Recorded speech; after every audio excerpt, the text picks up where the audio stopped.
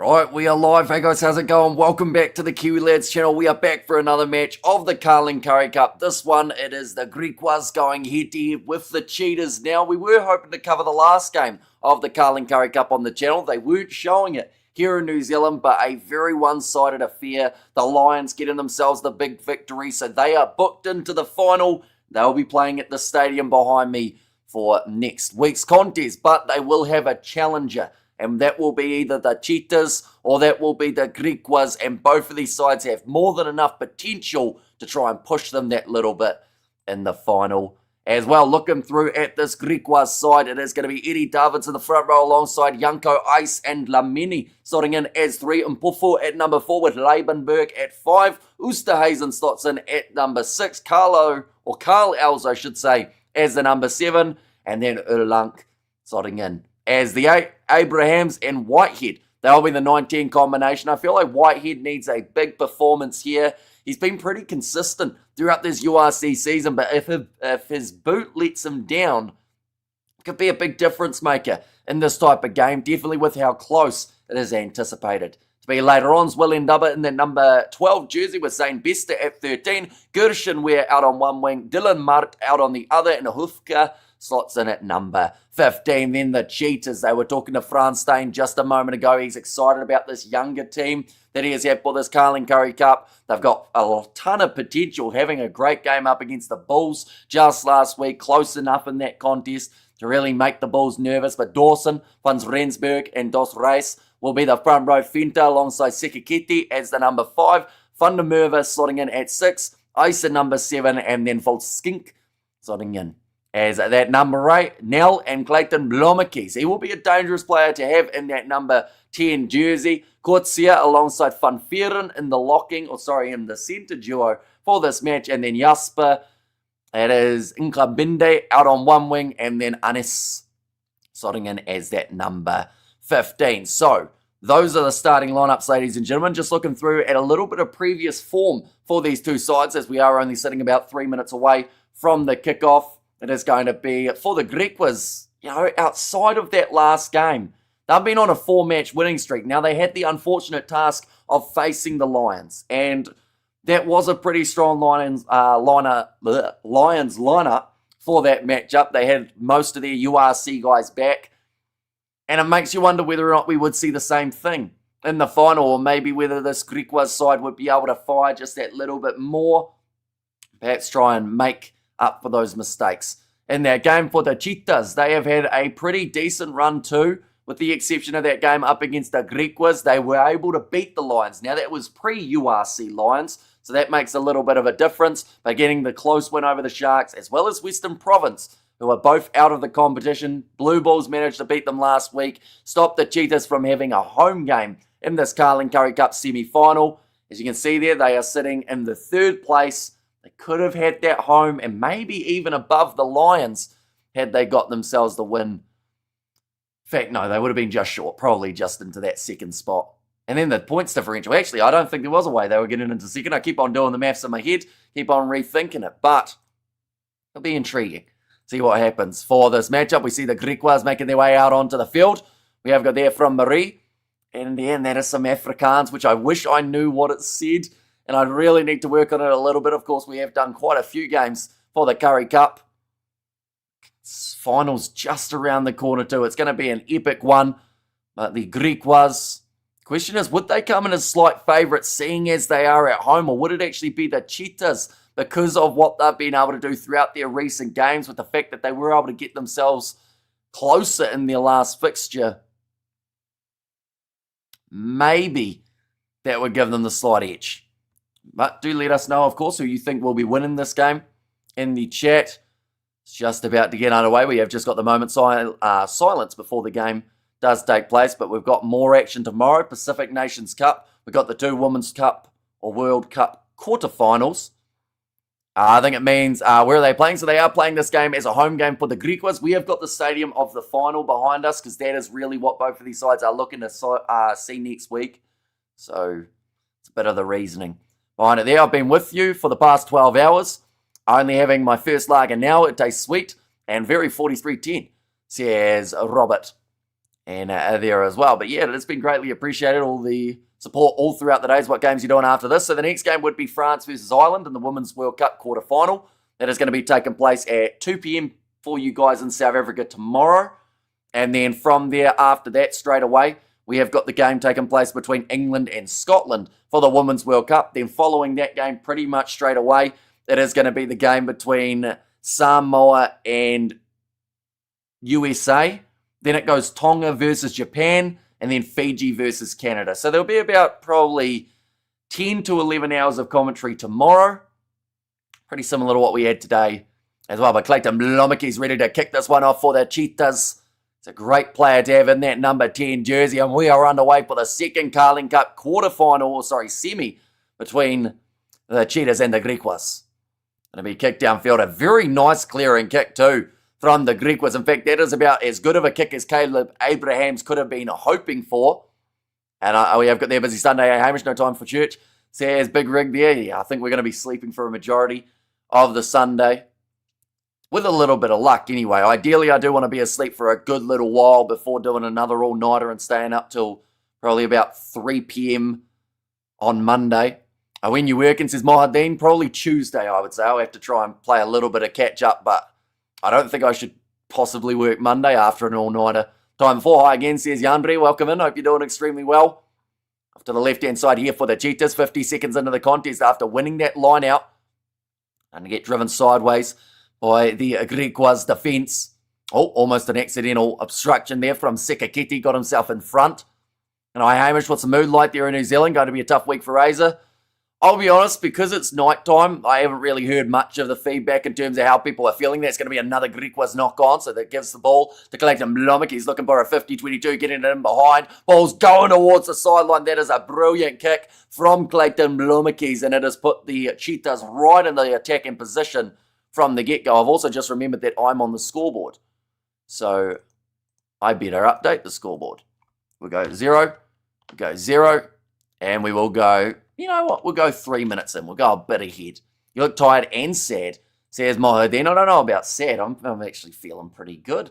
To be fair, tired's hit me a little bit throughout the recent little while. But I'm not sad. I'm actually doing much better than a lot of Kiwis are at the moment. That is for sure. But now, nice run forward from Ulunk. Moving up to about 22 metres out from the line. Cheetahs, says John there. And this one's going to be kicked in behind. Down to the Cheetahs 22. Now Michael Anis. Wide cut out pass. Nicely done. This one's going out to the left hand side for Cohen Jasper. Tackled around the halfway line. Currently only the 2 minutes into this contest. Damage is sad from the performance of the All Blacks today. And we have got them more like the All Slacks. Got him. Says Big Rig. Well, I mean, it was far from their best. But at the same time, they didn't deserve to win it, did they? South Africa were the far better team in that second period of time. And the Rugby Championship is now closer. And it means that every side has got a great chance of going on to win. So it's really a win-win for the competition. And just another game I have to analyse, says Ruth. We have got their thought of napping, but realised I'll be fast asleep, not waking time. Now I'm going to be kicking this one in behind for Yandre now, but that one's gone out on the full. A mistake made by the Cheetahs 9. And you see 50-22, they didn't really make the most of it as a neutral. I'm super excited, says Big Rig. Yeah, it's going to be massive. Those last 2 rounds, with how close it is, and those extra 2 bonus points Australia got for themselves could be the absolute difference between a win in the Rugby Championship and a loss, although I believe that for New Zealand or Australia, they will have to win both their games. Because South Africa, for me, are going to win both up against Argentina. Definitely with the second one being played in England rather than a home game for the Pumas. Oh, that's a knock-on from the Griquas and the line-out. Referee says, nah, we'll just play on for now. And off to the left-hand side, but that did look clear off the hands of the Griquas. Loose forward, a bit of an awkward bending job there for Leibenberg. Kind of want the Wallabies to win. Show the world, as Dolph Ziggler would say, says Big Rig. Now George Whitehead ball on the inside to Willem Dubber. Back across again, Abrahams goes to Dlamini. The number 3 jersey for this game. He has been throughout the season. Whitehead looking for the cross kick. Oh, they're going back for a George Whitehead forward pass. Now, I just assumed that we weren't calling knock-ons and forward pass in this game, so I didn't call it up at the time. But they are going right back for it. It's the pass from Whitehead. received it from the touch judge, I want to say, was the man who made that decision. Life carries on. All Blacks will bounce back. Says Roof, and can Springboks still win the championship? Absolutely they can. And I actually think at the moment they are in the box seat, because I just feel like they're more likely to go 2-0 up against Argentina than New Zealand or Australia are to go 2-0 up against each other. We'll see it here from Whitehead. Pass there to Zwellendubber to go forward by about half a metre. It was a good attack and run initially from Zwellendubber to get some forward momentum. And didn't seem to bother the Black Ferns at all. They got some revenge. So here's Big Rig. Ouch, the Cheetahs prowling, says Ruth. Currently already the 5 minutes through in this game. It will absolutely fly by, but one thing's for sure, it won't be as high scoring as that Lions versus Boland match. About 80 points scored between the two sides. This was an embarrassing display of rugby by the All Blacks. However, the Springboks deserve the win. Yeah, it's one of those weird kind of positive and negative scenarios, isn't it? Because New Zealand, of course, don't want that loss on the record, but South Africa needed that, because there were some people starting to doubt Rassie Erasmus a little bit in terms of what that man's long-term plan was, and I feel like now he's shown it, put the cards on the table, and he said, this is what we got. What are you going to do about it? How big of an impact will that decision of the 4 pass of the Aussies gave them the bonus point and puts them back or added on the box? I think that it's going to be a tricky one, because, for me, those 2 points were unjustified for the Australians. They shouldn't have received them. It was a clear forward pass, and it was one of the most blatant forward passes we have seen in a little while. So, if that was the reason Australia won the Rugby Championship, or at least finished second, I think it would be a little bit rough. But hey, no, were you the one who was with if South Africa won both games, that I was going to have to make the 30-minute video? Or was that someone else? I can't even remember who that bet was with. But, it was certainly close in that first half for the South African ladies up against New Zealand, just slowly losing momentum near the end. See now a scrum feed for the Cheetahs. The box would have been first if that wasn't given. Yeah, it was me. Says Aino. Yeah, it was closer than I think a lot of people thought it would be in terms of the double. I will say that, and that is going to be the penalty now going the way of the Griquas. That is against the feed of the scrum, so that is a big result for them there. As Dos Reis has been penalised for that one. All the drama in the second Lions game, last-minute try. Now more drama over this last-minute try. Can I also add another one, Big Rig Joe? Fiji versus Australia. The last-minute disallowed try of the Fijians for something that the TMO wasn't allowed to go back for. They are a drama machine, as you say. I've seen you couldn't get the Griquas home field background. I could, but I also felt like it would be kind of cool to have the background of the final. That is what these two sides are working their way towards. And that is where they're going to be playing next week. Whoever wins in this contest. Now, rolling maul attempted here for the Griquas, sitting 22 metres out from the line as Boland going home. Sadly, they did lose to the Lions in that last game, so they are out of the Carling Currie Cup competition. Now, still marching forward that little bit more. Another advantage in play for this Griquas team. They're in control at the moment, not looking to go too fast towards that opposition line. Now, George Whitehead, some nice passing into the hands of Cameron Hofka, who manages to bump off the one challenge ball on the inside. This is fantastic stuff from the Griquas. Some quick step and feet, somehow staying on his feet and popping it on the outside. Some brilliance from Zane Bester, but the try for Albert Lebenberg.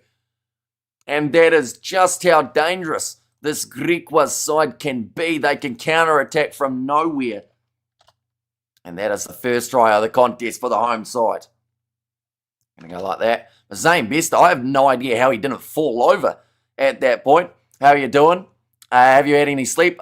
Been up since Argentina versus Australia? No sleep whatsoever. Starting to feel it a little bit more, I'll be honest. It's starting to hit me in the face a bit. But, other than a couple messed up sentences, we're doing all right. The eyes are a bit tired, but in that last live stream between Australia and Canada, I had this weird and wonderful idea that I felt like going on a treadmill, but that idea has passed very quickly. I'm over the moon, Ruth, thanks. And Griquas coming, freaking baby. Or freaky baby. See, here's Ruth. George Whitehead, oh, that's a nice strike of the ball. Keeps it low with the win factor as well. Gets it over and now does make the score 7 points to 0 in favour of the home team. Yeah, just some brilliant stepping from Zane Bester. Like I said, looked like he was going to fall over about 3 times in a row there, yet somehow stayed on his feet. Steve Irwin said, danger, danger, danger. He's talking about the Griquas. Says Big Rick. Clayton Blomicki's kicking off long and deep. Nicely taken 5 metres out from the Griquas line. And a huge collision coming in there from the Cheetahs defence, who looked for the steal straight away. Massive respect to the Black Ferns, though. They are good, I think, much better than France, because we actually had a game plan for New Zealand and they countered it. Says Haino. Yeah, New Zealand-Canada is going to be a thrilling semi-final. What a run that is, though, from Dylan Mart. No one's catching him now, and it is back-to-back tries now for the Griquas. That is the best-case scenario for the home team. He puts up his hand to his ear and listens for the crowd's roar. There will be no roaring from the Cheetahs at the moment, lazy to watch. I just listen and watch in my head. Plus, the bed feels warm, says AI there. No team beats the Lions at home, says Haino. Don't they? Who was it, home or away for the Lions last year in the game up against the Sharks in the Carling Currie Cup final? Was that an away game in that case? No, the Lions got beaten at home in the final last year by the Sharks, 16 points to 14. We have got there, New Zealand are going to need some serious strategy because Canada looks so much stronger on the field. Yeah, I think Canada took their foot off the gas in that second half. They kind of just breezed by, had a bit of a chilled out session. And that kick has not come over nicely for George Whitehead. He shanks it away to the left. And that is going to mean that the score stays at 12-0 after the 10 minutes of the match. Yep, we'll be supporting the Black Ferns, says Sakabula. And try, says Roof. But yeah, as soon as Dylan Mart went through that gap, he was absolutely gone. At home, where they didn't kick it out, and when the siren went. That is true, yeah. They had that rolling maul. They thought that it was tied up, so it meant that they would have won, and then the Sharks managed to get that ball out and get themselves the penalty that eventually won the game. Oh, big collision there for Cohen Jasper. Tackle attempt on Ulunk. Oh, Sikakeri, he tried to get himself the turnover, but was told that he was offside. That was the first yawn of the day. We're doing well up till this point. Michael Anes, runs straight into the wall. That is Mbufo. And the penalty awarded to the Griquas too when you're playing cricket. I think it starts about next year. Somewhere around there. You should get sleeping after the stream. I take my hat off to you. I would have been tired if I streamed. Says Mornay. Yeah, well, probably, that's the thing. At the end of this live stream, I'll probably head to bed in probably 5 hours, which sounds a little bit late. 5 hours from now, that is, rather than 5 hours after the stream, just because to be able to get ready for the next all-nighter, I need to go as late as possible to then kind of get as much sleep up till that one, if that makes sense. Because as soon as I wake up, I'll be up right through from when I wake up to 2 p.m. tomorrow afternoon. So it's a tricky one. We've got to try and plan it out. What time is it over there? It's currently 5:30 a.m. Nicely claimed by the Griquas. Nicely taken by Carl Els, whose feet have not touched the ground as of yet, which I believe is why he's looking at the referee, trying to say maybe it was an early collision. Now looping around the back, I should say. To the left-hand side again for Zwalendaba. Now, Caleb Abraham's close to offside for the Cheetahs. Now, Whitehead short ball again to Zane Bester. I don't know where this man's pace has come from, but I swear he wasn't this quick last week. Now kicked him behind. You crazy, Amy, says Jimbo. A massive work rate. Says Aino there. You going out? No, I don't think so. I think I'll end up just kind of staying, doing a little bit of editing and then head to bed. Get all prepped up for the next games. That's a forward pass, I thought maybe, but Zwalendaba, in fact, down the wing. It will, in fact, be Prince Nkabinde who manages to get it back for the Cheetahs.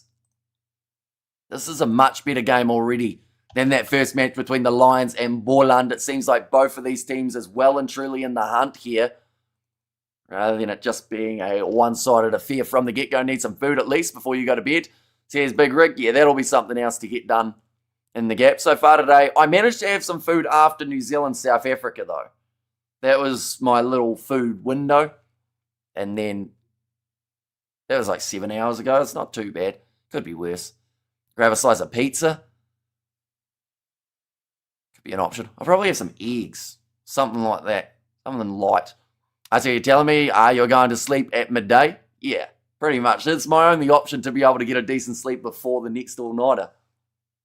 And best as a sprinter. At 5:30 a.m, a sun coming up for you, Hamish. That one's staying low and just misses. Away to the side, so the score will remain at 12 points to 5. Still in favour of the Griquas. Just a prince of Prince. Nkabinde. He slams his head on the ground as well in the process. Some scrambled egg and beans would be delicious. Says Big Rig. Yeah, I feel like it's quick and easy too. I don't need to concentrate on it too hard. Just stick it in the pan and move it around a little bit. I would have a great cooking show if that's how I describe making things. Now George Whitehead. Kick this one off again, and he looks like he was just telling the team, settle down here, boys. You know, didn't expect to concede so quickly. Now nicely taken. On with the ball on the inside for the Cheetahs, sitting about 20 metres out from their own line. Hi, all and Hamish. Says Robert, welcome in. Hope you're doing extremely well. Now back into the pocket again. Clayton Blomicki's looking for that angle to be able to clear.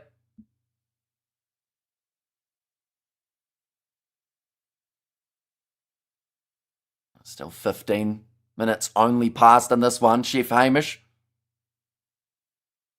says, hey, no, yeah, although it's not the fanciest stuff in the world sometimes. Scrambled eggs with buttered toast. Says Ruth there. We have got there, Hamish, call your food program rough, tough, and ready. Says Ruth. It's got a bit of a ring to it. Rough, tough, and ready. Although I'm never ready in the kitchen because I look like I'm really uncoordinated. Like, food gets made, but food doesn't look like it's getting made. You know, there's a lot of extra movement that's not required. You know when you watch like an 80-year-old woman in the kitchen? Not that I do that often, but you know when your grandma's in there making scones and you look and you're like, there's no wasted movement. She knows exactly what she needs to do and exactly the order that she needs to do things in. Whereas me, I'm kind of zipping back and forth, you know. Probably cover a few extra 1,000 steps just from making some scrambled eggs. Go for a cheese omelette, says Robert there. Now that the Cheetahs have got themselves the ball again, Clayton Blomicki's, that one's a little bit too low. They will go back for the penalty.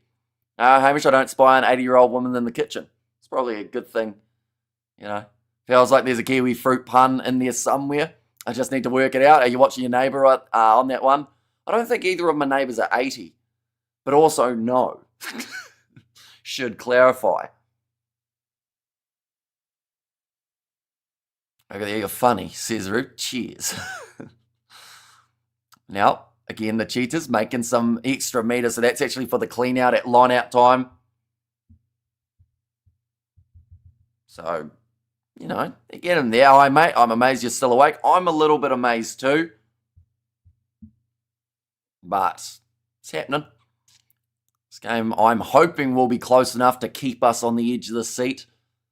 Thrown into the back from Mako Jansi Funds Rensburg, and that is a competitive line out. The Griquas managed to steal it. They did have the first, oh no, in fact, the Cheetahs had the first knock on. So Griquas will now have themselves the scrum feed. Just walk into some lady's home with a stopwatch and go, don't mind me, just here to observe your cooking acumen, says Big Rig. I'm sure that would go down well. I call it the Shuffle Food Show. And my 9-year-old daughter got back from the movies and asked me to keep an eye on the Wars. Told her they lost and she teared up to cry. I said, don't cry. So I pretend to cry about the ABs and she said, don't cry. And smiled, couldn't stop cracking up. When she left, says our underdog. Well, that was probably very well handled. Because, of course, there probably were quite a few tears in New Zealand. It was not a good day for New Zealand rugby. That is for sure. But, you know, it happens. But they'll fire back. Hopefully wholesome. Says Big Rig there. Now the Cheetahs, chopping tackle at the legs from Lorenz Oosterhuizen.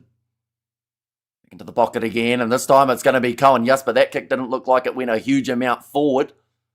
I'll go back for another penalty. Quite stop-start at the moment in this scenario. I'm sleepy, but can't pull myself away from this crazy, interesting channel. Says Roof. Blommetjies. So that was actually a no-arms tackle from Lorenz Oosterhuizen. Just some huge collisions at the moment between these two sides. They're going to be sore next week no matter what. No matter who goes through to face the Lions. You just have to assume they would be less than that 100% if you want to make fruit salad. You can borrow some sliced kiwis from Dr. Rassi. So here's a Haino there. See, I've never put kiwi fruit in a fruit salad. Don't know whether or not that's just a me thing or what it is, but I think it's not as common as you think. Griquas need another try soon. Yeah, they are just allowing the Cheetahs to start to find a bit of momentum here. Turns on with that ball in hand, going off to the left-hand trying to step. And it's going to be the tackle made from Mpufo, who has to release him. Griquas need another try. And Blommetjies back across. Oh, you heard that collision of Gideon van der Merwe. Getting it in a two-man tackle, told to get out of it there again. The Griquas, Rassi does though. Says Jimbo. Now off to the right. And that's a big run forward from Jaco. Jansi van Rensburg almost getting through rush defence from the Griquas, just slowing it down enough for Gershon Ware.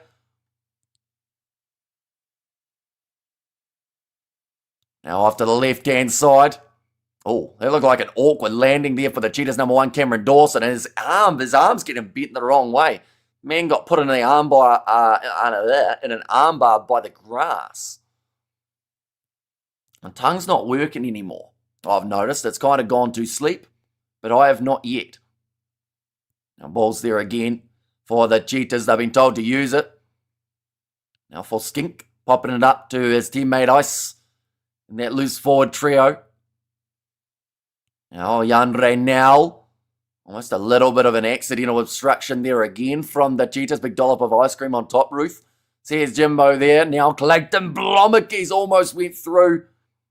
Speaking of the whole Swiss De Bruyne, or De Bruyne, said coaching the men's Springboks burned him out and made him miserable. That coaching the women's box been incredible and massively helped his mental health. Wholesome, says Big Rick. It's one of those ones, though, that the team seem to have a really good, a mindset. You know, you look at them after the games, they're still smiling. Even when they lose, they are happy to be there. Let you know if I suspect you nodding off with your eyes open, says Ruth. All right, like fruit salad, mix of mushy, squishy, wet fruit together. Oh, no, says Ruth there. I guess that is what fruit salad is, isn't it? There are some fruits that thrive in a fruit salad environment and some that really do not. Oh, you know, Blommetjies grabbed the man by the throat there and said, "How are you?" The referee is just going to keep an eye on that. The Box and the Black Ferns were literally arm in arm in the shape of a heart in the middle of the pitch after the game. Says Big Rig. And yeah, there were some really nice words exchanged between those two sides too. Somehow I don't see the Box and the All Blacks doing that next World Cup. Says Big Rig. Kick downfield from Caleb Abrahams. Dylan Mark chasing, and that is a big run forward from Zwillian Dubba too to be able to get there and make the tackle. Off to the right-hand side, Clayton Blommetjies going in behind, looking for a second 50-22 of the day, and he's gone and got it. That is now 2 that Blommetjies has been able to find, and the Griquas, they will be starting to get frustrated with Blommetjies finding those gaps almost a little bit too easily at this point in time. Like they've said, they just have to keep their cool head at the moment, just weather that early storm of Blommetjies finding form. But that is much easier said than done. And somehow, I know I read that one, and my friends call me strange because I don't like fruitcake or banana bread either, even with cream and custard, says Ruth. So fruitcake or banana bread. See, I haven't had a fruitcake in my life. I look at them and I think, what are those little bits in there? And then I haven't eaten one. Banana bread, I don't mind though. It goes all right. little bit of margarine or butter on it. Go a long way. I love cheesecake. It's my favorite dessert. So here's Big Rig. Do you ever eat it when it's not dessert time? That's when you really know you love it. Currently 22 minutes through. I just realised I'm the scoreboard. So I got to update that. We're currently still sitting at 14. My bad. Here we go. We'll go up to 24. Now we're back in the right department. Yes, Amish, you're correct. At Christmas, I like fruitcake. And yes, but don't tell anyone. Don't worry, I won't tell anyone. I went through a phase where I would eat cheesecake at lunchtime. And it was great. You know, good old strawberry cheesecake. That goes a long way. Cookies and cream's not a bad flavour either. But now, next move in this game is going to be a line out here for Marco Jansi Funds Rensburg. Almost lost, but actually got those couple extra inches there for the extended arm of Gideon van der Merwe. Now talk about Cheesecake Pizza. Jacques, Cheesecake Pizza is in the past from John Tron. I have no idea what reference that is, but we'll take your word for it. Now 5 metres out from the line to Griquas. Big steal opportunity in the breakdown and manages to do it. Carl Els at a crucial moment, taking the quick tap, but he wasn't on the mark there. They have to go back. Carrot cake, yes. Cheesecake, walnut, and pecan pie, delish, says Ruth. Carl Els. Massive moment there because once again on hot attack were the Cheetahs. They were in the perfect position. Else, who else? Says Ruth there. Now George Whitehead. And Cheetahs are going to beat some post-depression ice cream tonight. If they keep playing like this. We have a Bailey's Irish cheesecake. It's too nice. Kill you in the mouth. Oh, sorry. Kill you in a month. Says Jimbo. Yeah, I feel like that wouldn't be a good brand slogan, would it, for any sort of food? For it to kill you in the mouth. It's almost Halloween here. I'm waiting for pumpkin pie. It's another thing I haven't had. I'm very boring in terms of the foods that I've eaten. It's like if I was to go to South Africa, I would be awakened by so many different things, not straight through from the Griquas. They did the hard work of getting that steal just to have Yanko Ice not quite get that one where he would have liked. And Bailey's always on ice cream, says Ruth. We'll now bring the scrum feed for the Cheetahs. 40 metres out from the try line here. And this is where that attacking chance comes. These guys are just scamming you, Hamish. Says Night Owl. These guys are just scamming you. As in like the two teams out there on the field, like the Cheetahs and the Griquas for the scoreline. I am confused. Night Owl Laser ZA. And that one's gone down. Another penalty goes the way of the Griquas this time. So we've gone from Griquas win a penalty. Griquas throw it not straight. So Cheetahs get the ball. Cheetahs have a scrum. Cheetahs get the scrum wrong. Back to the Griquas ball. That's the pretty much passage of play that we've had in the last about minute of this contest. We have got there Robert pumpkin pie and pumpkin crumpets and pancakes with cinnamon sugar. Now about food. Like, what about the food? Like, getting scammed about the types of food? I have got there putt-putt to Pizza Hut was legitimately their slogan once upon a time. And she's just playing ping pong, says Ruth. Now the Griquas about 15 metres out from the try line with Yanko Ice. Needs this throw to be straight, and there will be pressure from the Cheetahs. They will throw someone up, and they steal it beautifully read by the away side. Now, back into the pocket. Yeah, Cheetahs need to look to get rid of this, but it looks like they're going to try and run it out, or at least create a different angle for the line out, doing their Wallaroos impression. But the Cheetahs are looking pretty poor. So here's Big Rig. Although they're still close enough at this stage. And as long as they don't go outside of that, I would say 14-point window, they have got enough late in the tank that they should be able to get there. Welcome to South Africa. We show you proper food. Says Night Owl Lasers. What's the first thing you would feed me, Night Owl? Not literally by hand, but just in general. What would be the first thing to eat? Because I know that someone would say possibly either boerewors or drovers, maybe? Those could be an option. Biltong. I've had biltong, but it had sat in a courier van for 2 days, so it tasted a bit funky. And then, I mean, just a Brian general. That wasn't the straightest throw from Janko Ice, and he's got another one wrong for the Griquas. I'm surprised no one mentioned ice cream cake. Says Robert. And Brian, my mate, says a night out there and had an inspiration speech in the shed at halftime and fried kiwi and chips. Says Jumbo, as in like the fruit or the bird in that scenario. Because I don't think you're actually legally allowed to fry kiwis. Probably get yourself in trouble. We'll go like this. Go like that as well. Scrums at the moment sitting 2 from 3 for the Cheetahs. The one that they did lose was the one that they had the free kick for, I should say. And the team says, Jimbo, so you're going to fry some people in a fryer. That just seems unhygienic, really, doesn't it?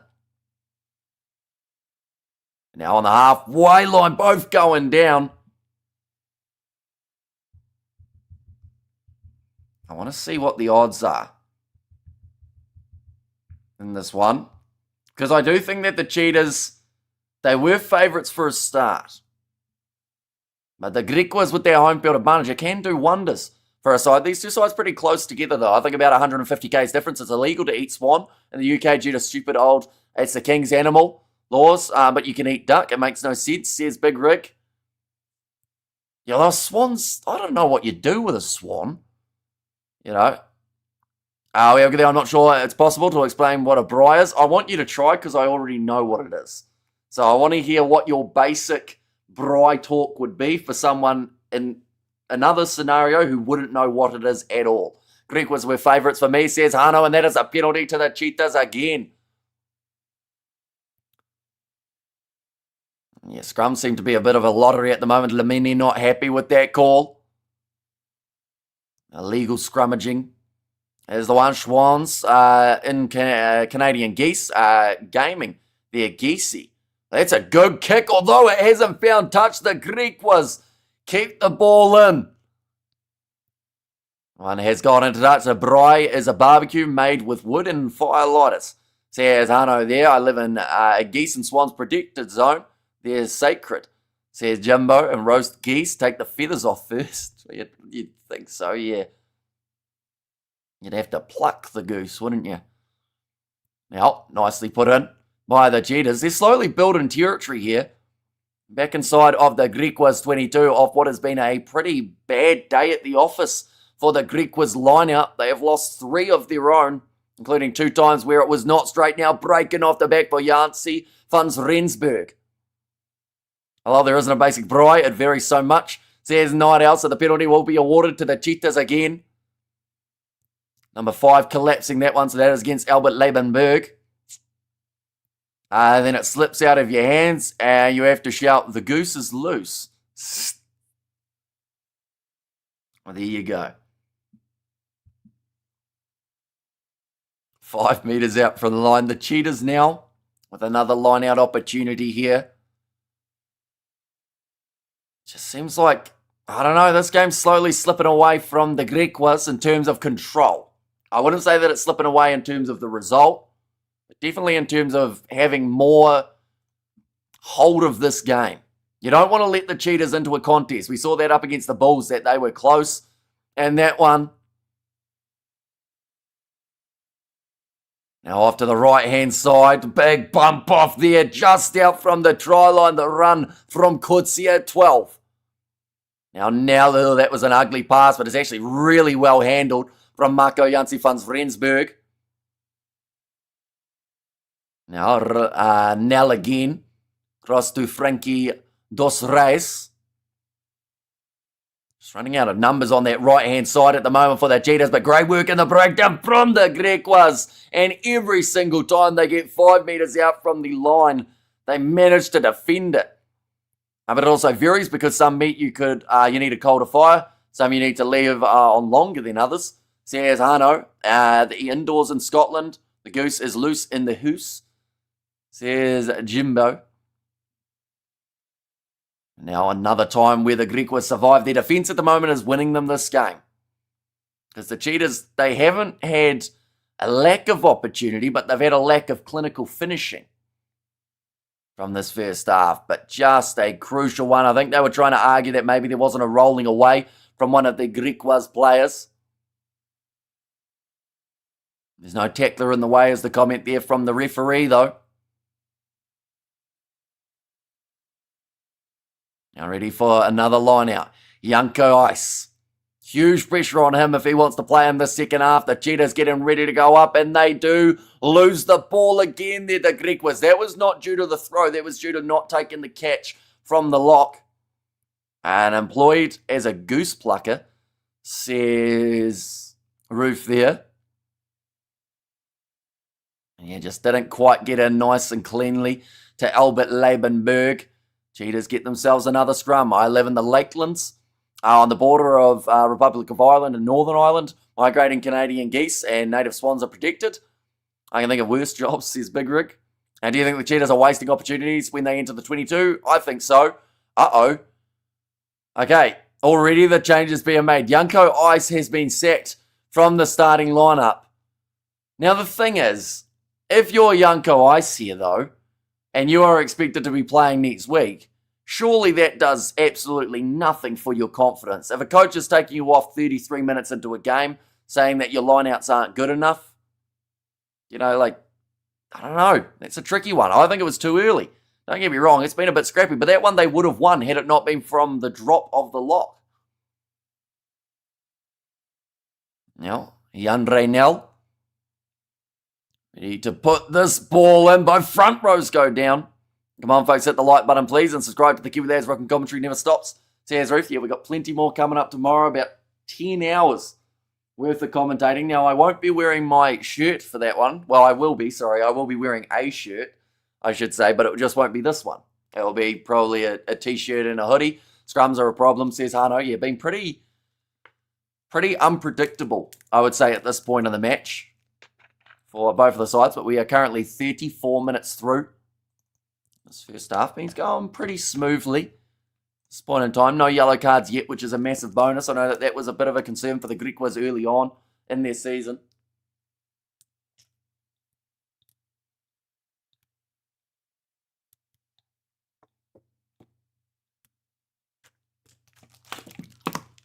They're saying there, Frankie Dos Reyes.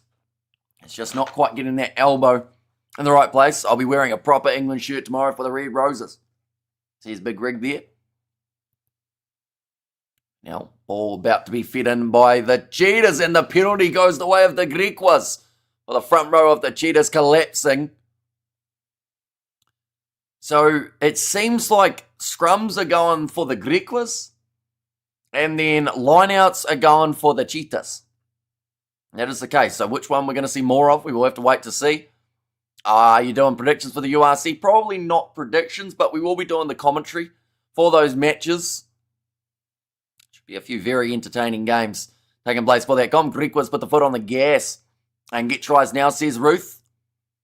You see, I think that this game, last 15 minutes, unless the Griquas go on a try-scoring fest, last 15 minutes I think will be still within that 7. All 4 Six Nations teams playing tomorrow, says Jimbo. Yep, and playing each other in that regard. So,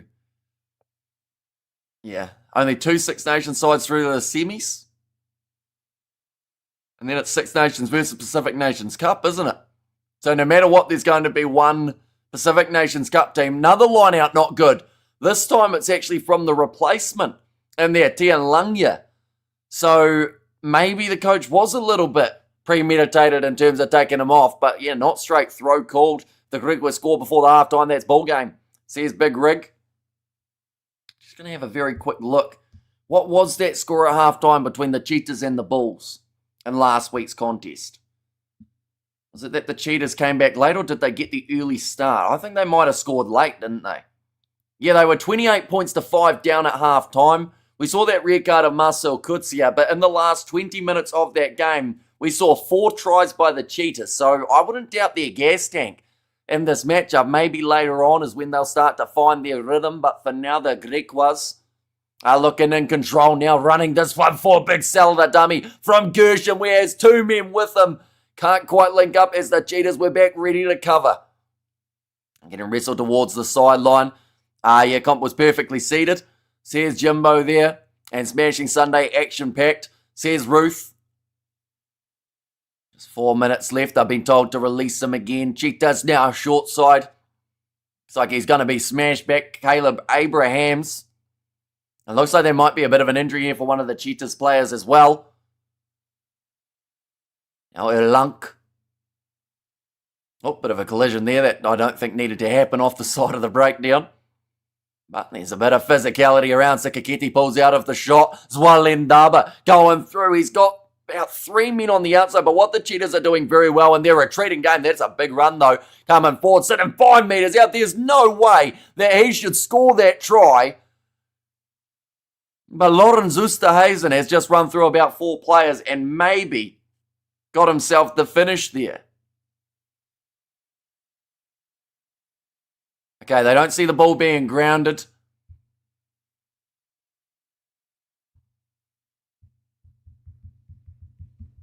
Okay, they're going to be checking this one on the TMO when you come your hair. By next weekend, you will see the buzz cut. Just because I won't be able to do it before the live streams tomorrow. And then I'll probably have to try and do it during the lunch break of work. So that will be either Tuesday lunch break, maybe Wednesday. So then, yeah, it's going to be before the next weekend, though. You will see this part off. Sadly, it will be this length the whole way around. You get to see the damage, as we would call it. His name is Buzz Yuri, says Jimbo. And just talking about that last-minute tackle made by Volskink, who I think might have saved the try. Can't see a clear grounding from that angle. Buzz like, yeah, says Ruth. And Oosterhuizen, in English, means East House.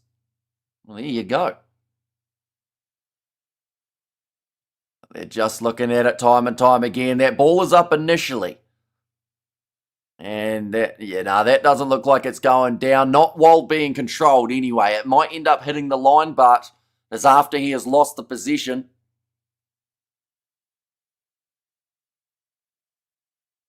Okay, lost the ball in goal. So it's a goal line dropout here now.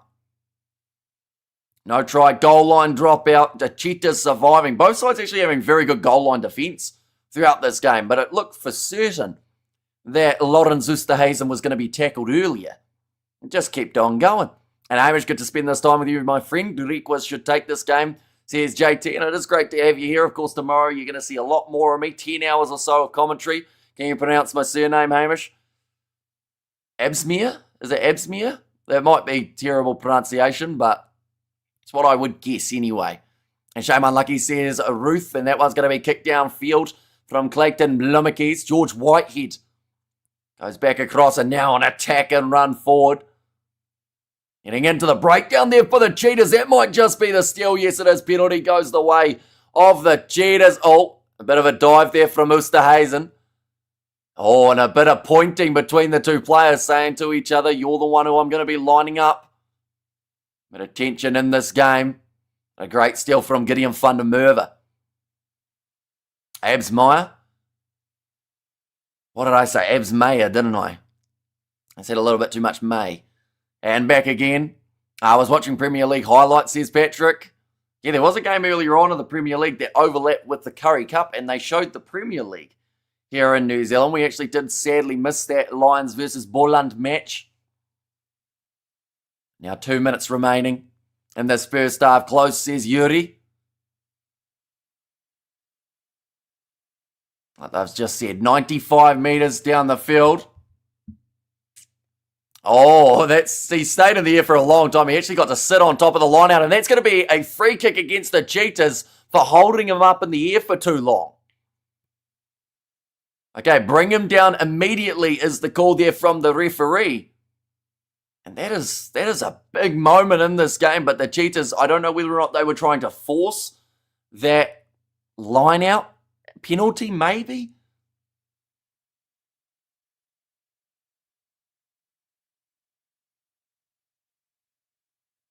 Okay, Sikaketi's just asked the question there to the referee. How do I bring him down when he's in the air? Immediately. Maybe they fancy the Cheetahs for the win, and now the GRIQUAS, they will take the quick tap and boot it downfield again. Both of these sides haven't been very clinical inside of the 22.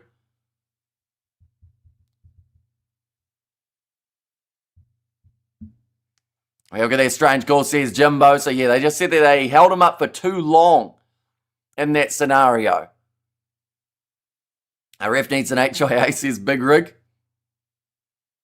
Now, line out throw for Mako Ayansi Funds Rensburg. That is somewhere that the Cheetahs have been effective in this game, although they've had that one stolen by the Griquas, and he was brought down immediately in that scenario. Gershon Ware knocking it on.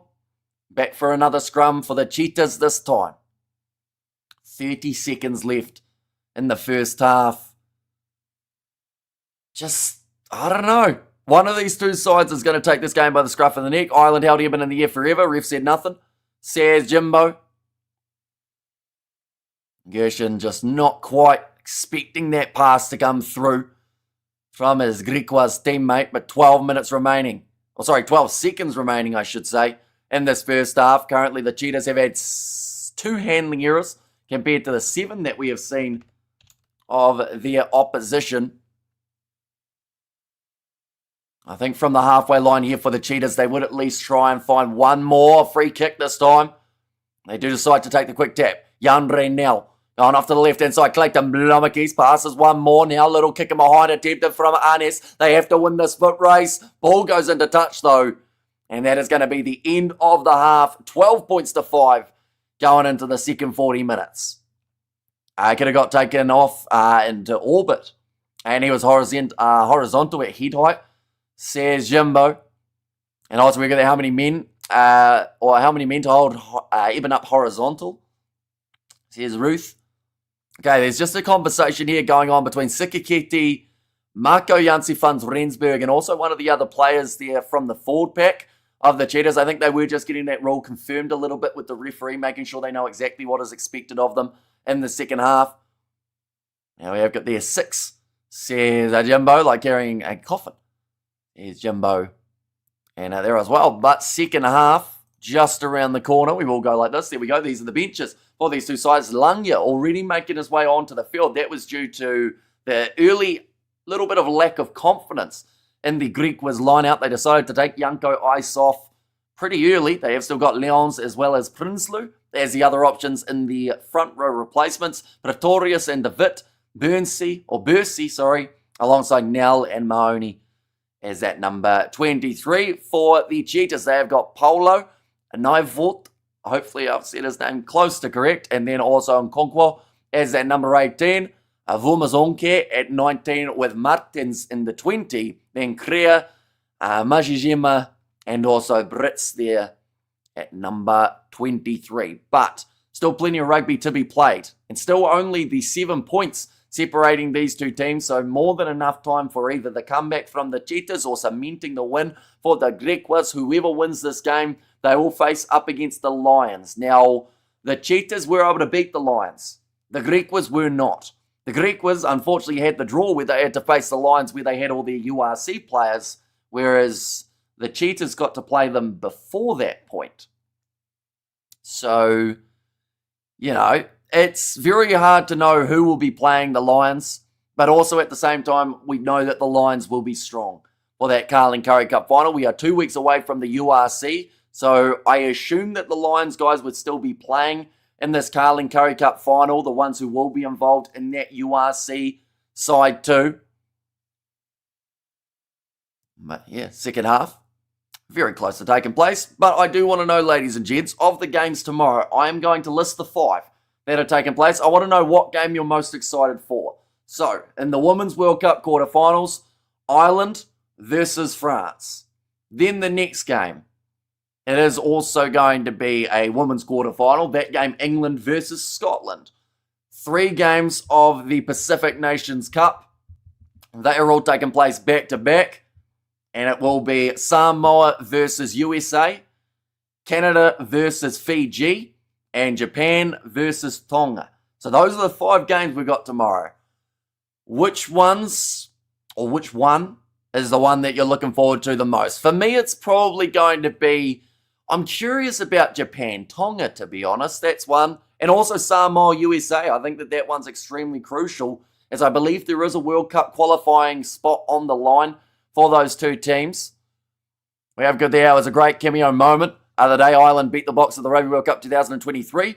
and Cheetahs need some monster energy or ice down the back of their shirts, something they need to wake up. Yeah, both these sides have had many chances close to the goal line and haven't finished, which I think, you know, for the Cheetahs, there's been at least 2 times that they've been 5 metres out, lost the ball. Then from there, on the other side, you've got the Griquas, who were held up just short. I just watched the end of your Bok New Zealand stream. Where were the 2 guys at the end? That is Vic and Vern from Vic and Vern's Sports Chat. We have done a few things with them in the past. And, yeah, we will be doing plenty more with them in the future. They had to hear all about the loss for the South Africans the week prior. So they were quite excited to get some of that back, because we did have a couple New Zealanders on for that week prior stream. But, yeah, no, they were happy, as you would be. At the end of the day, a 33-point margin, absolutely massive. England versus Scotland, because I'm in the UK. Says Big Rig, Hamish, did you get the 2K likes to get the magical buzz cut? I did. I should have aimed for 3,000, because we hit 2,000 far too easily. In fact, I hardly mentioned it throughout the second half, because I saw how close we were getting to that 2,000 mark. So I thought, if I stay silent, no one will remember.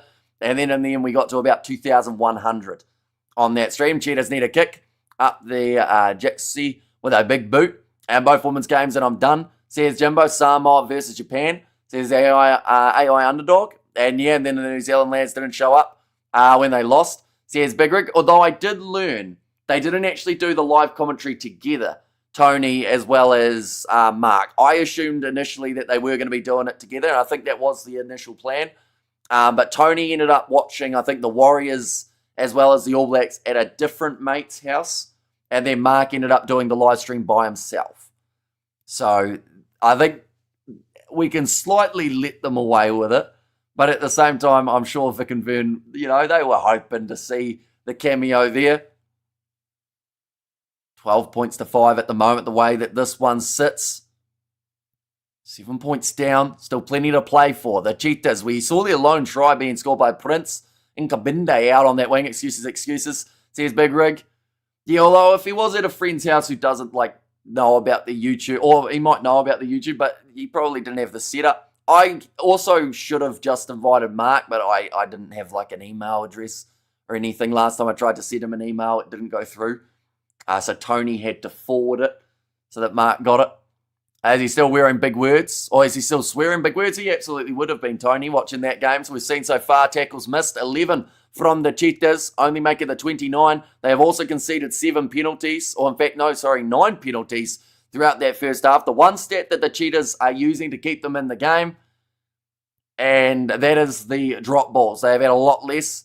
They have got there, the sun was in their eyes too, says Big Rig, windy, and the ref says Jimbo. Well, the thing is, it was quite interesting the way that the dynamic of that game changed. Because early on with that disallowed try of Arge Snyman, there were many calls about the referee and how concerned people were. But then all those disappeared. You know, it became that this referee is actually pretty good.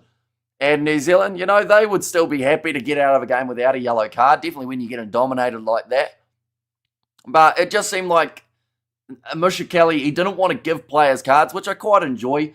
Sometimes they deserve it, of course, the players, but preferably you want to see 15 on 15 that whole time. Got their shorts were too tight. Says Ruth. I assume you're talking the All Blacks there. I wasn't paying too much attention to their shorts overall. But now I'd say less than 5 minutes before the second half gets underway. In fact, I can probably give you closer to an exact number. It's about 5 minutes. I smell an excuse. Says Jimbo there, Hamish, what was your unbiased summed up opinion of why New Zealand lost? I think they just got outplayed in that second half. They were doing too much of those little chips in behind and trying to find a way of kind of forcing a magical try to get them back in the game, but it just wasn't the time for it. You know, the attacking game at times didn't look too bad, New Zealand, but South Africa throughout that second half were just absolutely incredible. So clinical, brilliant under the high ball. Someone like an Ethan Hooker, a youngster who had a huge amount of pressure on his shoulders heading into the game, he seemed to get stronger as the match did end up wearing on. Are we okay? But what is your bias summed up opinion? Probably about the same, to be honest. I think New Zealand didn't deserve to win. South Africa certainly did with the way that they played. They bribed the ref and put sleeping drugs in their water. Says Big Rig there. Just showing the games that are taking place tomorrow for the Women's Rugby World Cup. Hoping to cover both of those games, but I am going to practice my French beforehand so that I don't sound like a complete idiot. Or at least that's the goal. Jordan wasn't as ruthless as normal. Shame next time. Yeah, I think they just got the back line very wrong. New Zealand, they had at one point 5 fullbacks in their back line. They had Bowden Barrett, Damien McKenzie, Geordie Barrett, Ruben Love, Will Jordan. You know, your defence is always going to be in shambles if you're trying to play 5 guys who are used to being at the back and they're trying to run forward. Oopsies, wrong button. Kwasi, thank you very much for that super sticker. See ya, Scorched Jordan. Says Jimbo, yeah, Sia Khaleesi showing some pace that no one had seen for quite some time. I don't think I've seen Sia run like that in the last maybe 10 years.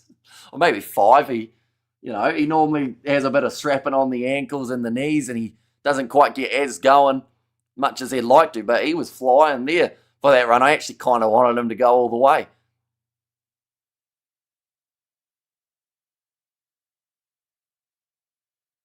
But now, second half, very close. I was just watching the ad, what's going on here in New Zealand. They normally chuck a food ad right before the break is over. Right, there's a boot on a ball, so it is actually a Sky Sport ad rather than anything too out there. And see, he had Red Bull, he had wings. Says Ruth there, and Kwasi, yay, lovely. Says Ruth, and there as well. But yeah, do let me know your full-time score predictions, ladies and gents. This one, to wait to see how it goes.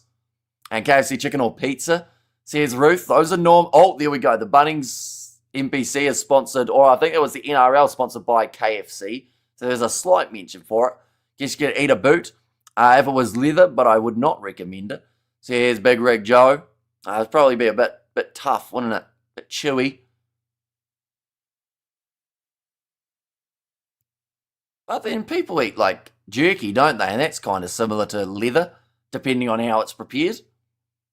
You know, a bit chewy. I have possibly fake memory of of hearing a story about stranded airplane crash survivors doing that. Says Big Rig. And chewy there, says Ruth. In there too. I'm just trying to work out whether or not we're going to see the Griquas a bit more clinical in the second 40. Or whether it's going to be the Cheetahs who actually control it and slowly get back into it. I just keep thinking about that last 20 minutes. Last time must have been weird for Leroy after scoring his try to see it all washed away. I mean, he'd be happy enough to get that lone try. And I saw that they gave him a 7 out of 10. So he'll be happy enough. He did pretty much what he could have done. And yes, he had a couple little mistakes along the line. But at the end of the day, it's his first game. You got to go out there and you got to expect the unexpected. And that's what happened at Sky Stadium. There could easily be 19 or 24-5. I think the Griquas look way more secure than the Cheetahs, says Big Rig. And I can read your mind, Hamish, says Ruth. Are you sure, Ruth? What am I thinking right at this very instant? There we go. Let's see if you got it. I was so depressing, but Carter was okay. Says Ruth. We have got there the heart there from Kwasi to Ruth. Both sides back out on the field. The Griquas, they're going to be kicking off this one from right to left here. Geez, that's X-rated, Hamish. Says Big Rig. It was a shoulder charge on Cheslin Colby. Was it a red card? Says Xander. No. Like the Tupave one, he didn't wrap his arm, so it probably should have been a penalty, which I believe it was in the end, but he didn't wrap his arms, but he hit the ball. So it wasn't really body contact. Yes, there was a bit of bad intent there, but I'd say it's just the penalty there. Had it been high, whole different story. Well, Hamish still going, even after the hiding this morning. Says Eric, yep, we are still here, and we're going to be here for 10 hours tomorrow as well. The Griquas, though, retaining the ball off the kickoff. Dylan Mart getting up for it. Already got himself the try earlier on in the game, and the penalty goes the way of the Griquas for no rolling away. We have got there, you need to get a toothbrush or an electric razor. So that's what you think is on my mind at the moment. To be fair, people do think that I should buy a trimmer myself and do the buzz cut here. But I kind of feel like going back to the barber.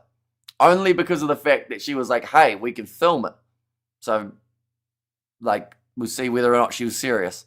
Well, South Africa and New Zealand took it in turns to smash each other today, says Big Rig. And well, 3 holes in the ground. Says Roof. Looks like George White here. They're actually going to go for the early 3 here, the Cheetahs. Or sorry, for the Griquas. Probably not a bad idea. Get that scoreboard ticking over. George White here does get it through the post, and now a 10-point difference between these two teams. Sounds like Hamish has a little crush on the Barber lady. I do not know. No, she's like, I don't even know. She's happily married and about, I don't want to guess her age. That's a dangerous game, but about probably 55, I would say. Somewhere around there. But no, it's just more so that I either have to buy a razor to do it here, or I can do it there and hopefully end up only spending like $10 rather than the price of a whole trimmer. Okay, the ABs missed Cody. They did. But also it just proved the biggest issue that they had was the fact that there's just been no minutes for Brodie McAllister as that backup option. So he's played one game up against the French, got like, 5 minutes, 10 minutes off the bench, scored himself a try, but the lineouts were atrocious later on. Barber Lady has a crush on Hamish. And we have got there, Eric, great, got you thinking. Is that a rugby ball in your pocket, or are you happy to see me, says Big Rick. We have got there, also Hamish had his first bride today. We bride the Kiwi, says Xander, that is going to be the penalty going the way of the Cheetahs. They weren't on the mark, though. Have to go back to where it was actually called. Currently 2 minutes gone in the second half. We got there, Big Rig Joe from Roof there as well. But yeah, lineouts have been scrappy throughout this one. And I do think that that will be the case moving forward for the last moments. Like, the Cheetahs are in a good position on the field here. They need here a Marco Ayansi Funds Rensburg to get it right, which he has gone into the front, but that is an awful bounce of the ball. All Blacks were awful on lineouts this morning, says Big Rig. Yeah, that is the last bounce that the Cheetahs would have been expecting. They had about 3 players ready to take it, and it just avoided them all. Went straight into the hands of the Griquas. Now, another step from Clayton Blomekes. Oh, we go like this. And I like that as well. I'm going full comic book guy. But some of New Zealand's worst lineouts ever, says Big Rig. You see, they didn't have that same sort of structure that we are used to seeing. And they actually had a decent lineout percentage before that game. So I'm curious to see how much that drops them. Of course, we'll be going into all those stats for the next round of the Rugby Championship. Now another step coming here for Michael Annis. Another 15 jersey. Yandre Nell. Cheetahs are far from out of this game. They are down by 10, so we'll need a try soon. Clayton Blomekes popping it up now. One of the first touches I've seen from Marco Janssen van Vuren. And he has dropped it. Oh, good, Babe Ruth, says Eric. And I just realised none of the Black Ferns or Womenbok tries were rolling mauls today. I think that's the first of the tournament for both teams. Yeah, see, we had a couple penalty advantages won by South Africa at the rolling maul. Definitely when they had about 13 of their players all in that same one. But, yeah, you're right. No one getting over with a rolling maul try. It's a much more open game than some did expect, I think. Handling errors so far. Griquas have had 7. Cheetahs have had 3. Hey, good evening, Hamish. Are you grafting hard today, mate, says Darren. Yeah, I'm certainly starting to feel it in terms of the tiredness levels. And we've still got 5 streams tomorrow as well that we are hoping to cover on the channel too. All right, worst case scenario 4. Depending on if I do well with my French learning. If I look at those names and I hear them pronounced and I get it slightly wrong, I might have to just skip that one for the sake of the eardrums. We have there, good evening. You do such great commentary. What time is it in New Zealand? It is currently 6:20 a.m. So the first live stream that we did started at 3:30 p.m. yesterday. So I don't even want to do the maths on the hours in that case, but it's a lot. It's a few. Enough to make the brain get fuzzled, per se, you could say. But now, chance again here for the Cheetahs. On attack. Off to the left-hand side, brain cell rattler. Exactly right. Absolutely rattling of those brain cells. Straight 14 hours. The YouTube will do it for you. I noticed that several times South Africa brought their fullback really far forward, and it really worked out. It was a strange tactic, says Big Rig. It was different, wasn't it?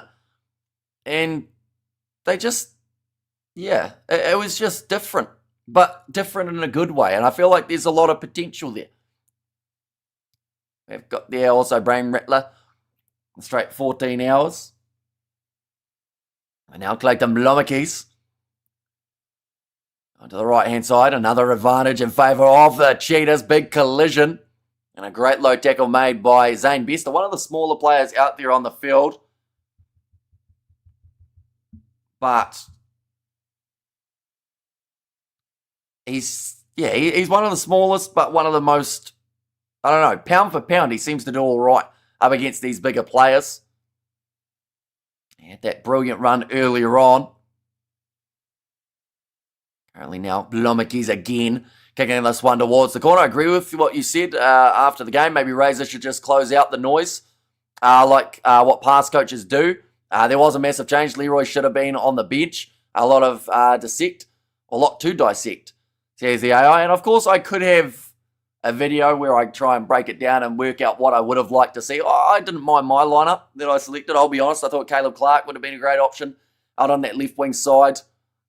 But you know, just something about the way that the team was set up, it just didn't really work. In fact, does anyone know, has Sevu Reece played in the NPC yet, or is he playing tomorrow? He might actually be playing tomorrow. Yeah, Southland versus County Manukau in 10 hours' time, when we're going to see him in action. And it sounds controversial to say, but I don't know, maybe, honestly, out on that right wing, he may not have been a terrible option today.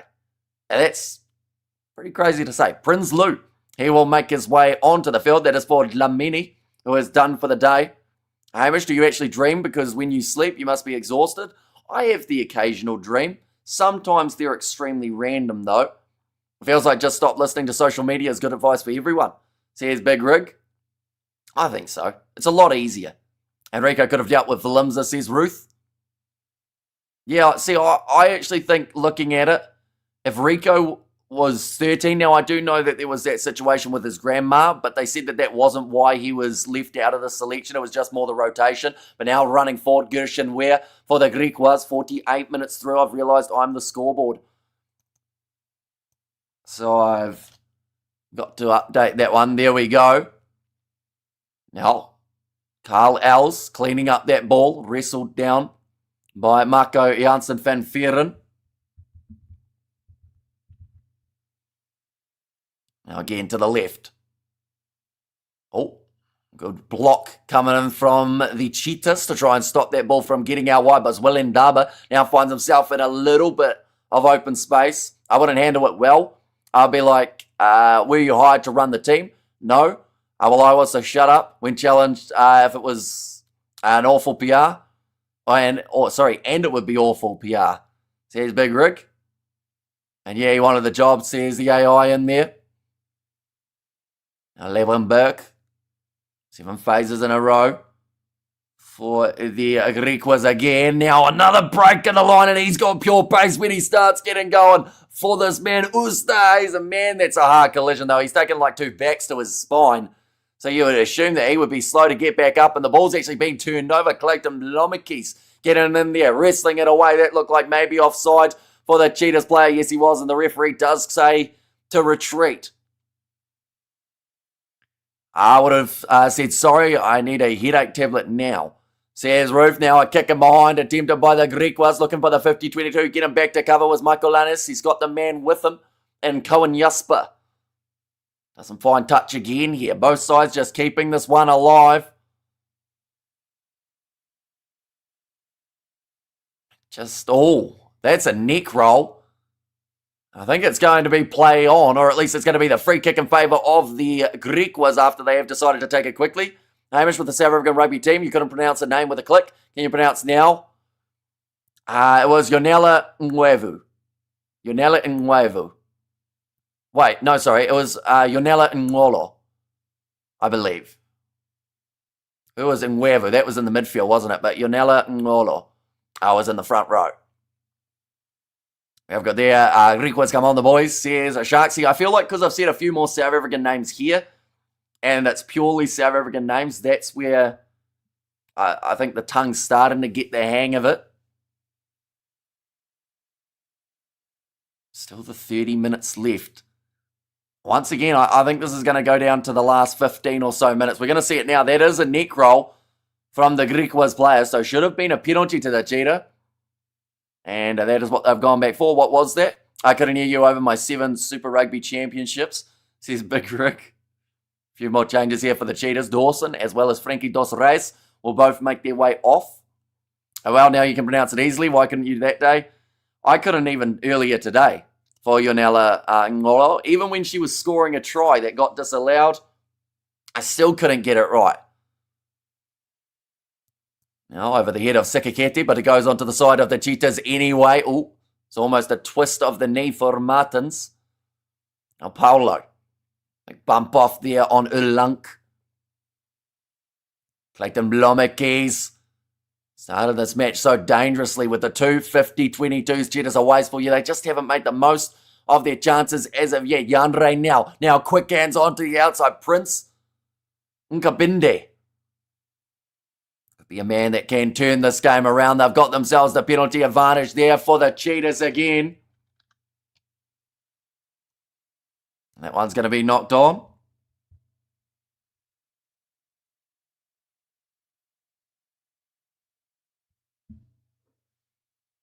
Tackler not rolling away. GRIQUAS. It's too close at the moment. We need a bit more of a spread, or else this game end up going right to that final kind of moment. Yeah, not rolling away, that is, against Zane Bester there. Not quite able to get out of the breakdown. Frans Steyn fired up. He is slamming the table. Kick's not taken from the Cheetahs. They have turned down 3 at this point in time. Now, those 3 could have turned into 9, and that would have still put them behind. Throwing it in though, Vernon Polo. It's stolen by the GRIQUAS again. Just seems like lineouts at the moment, there's just no consistency for either side. Forget the scores. But what was more impressive, Box or RG's winning away, says Darren. So is in like, is Argentina winning in Australia or South Africa winning in New Zealand? Yeah. You'd go the team that won by 33, wouldn't you? I feel like that's a trick question. I said GRIQUAS by 16, says Hano.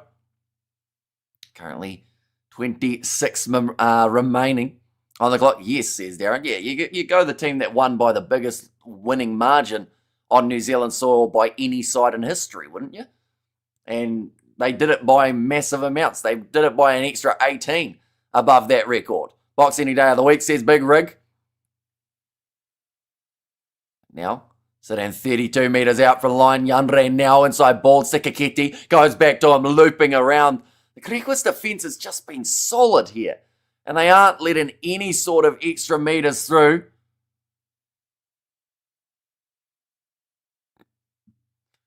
Off to the left again. Clayton Blomekes.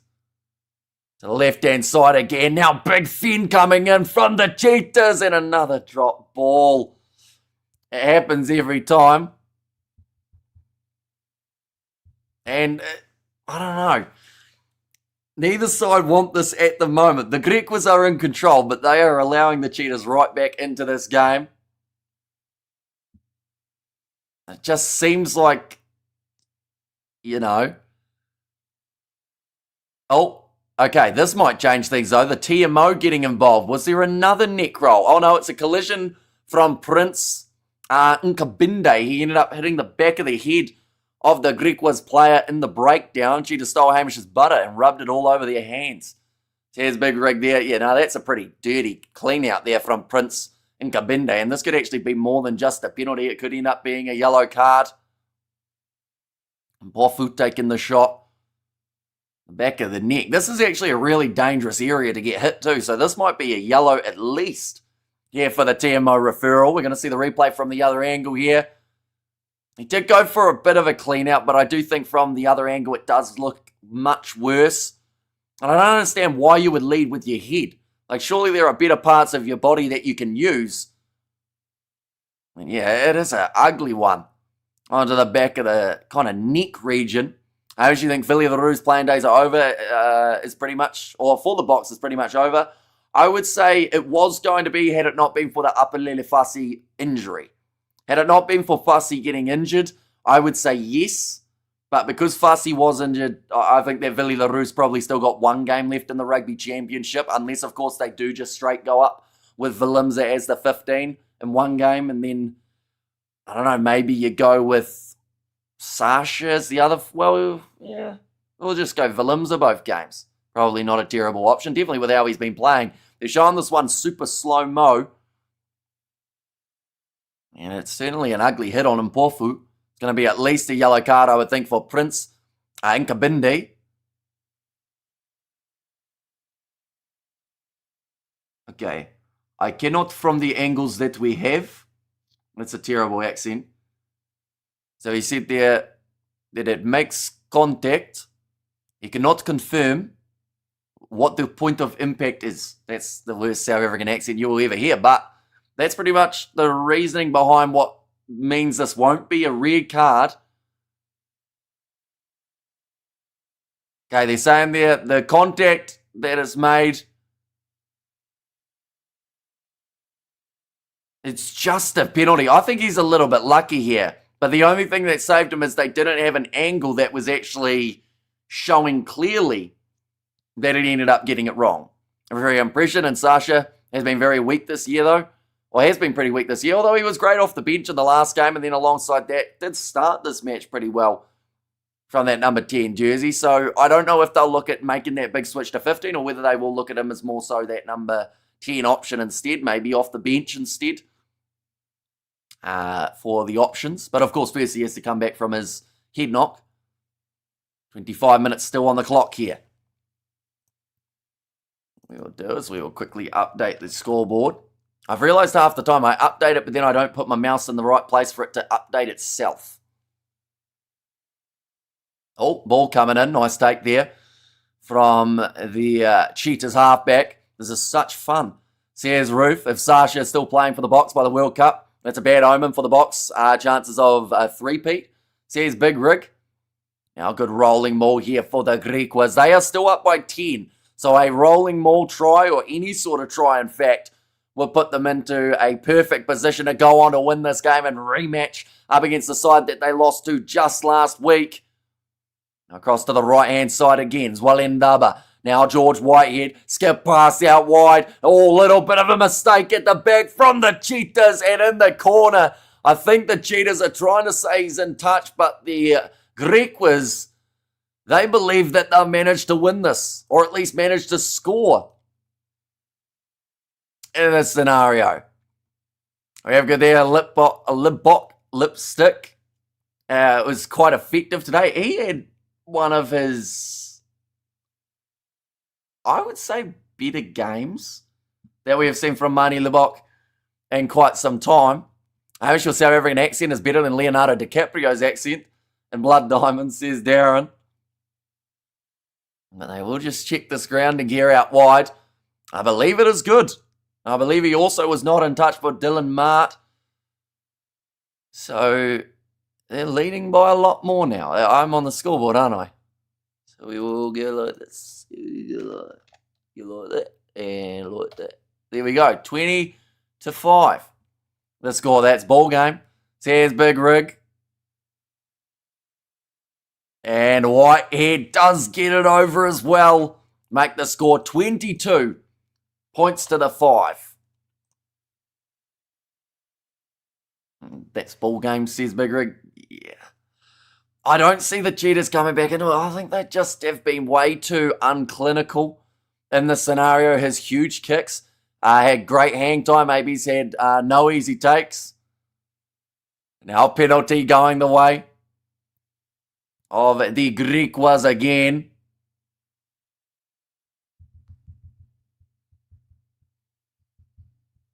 Now the Griquas again.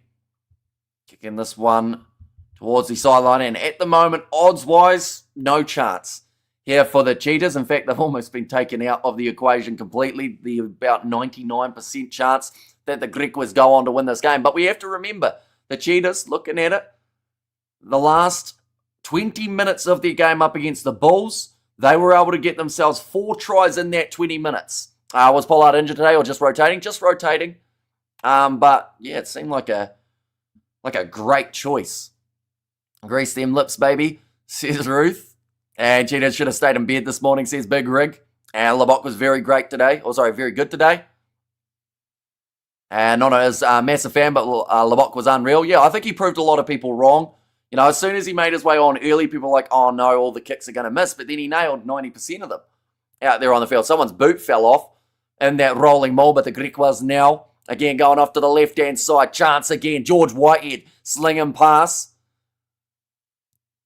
And now Huff has to duck under the challenge from Marco Jansi van Sferen. Oh, big shot on Dylan Mart.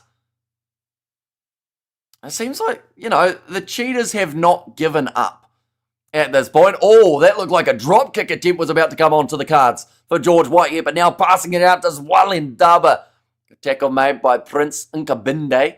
His head on almost the wrong side, so probably lucky he didn't hurt himself there. I'm not a fan. But fair is fair. Labok fired up good, says Ruth.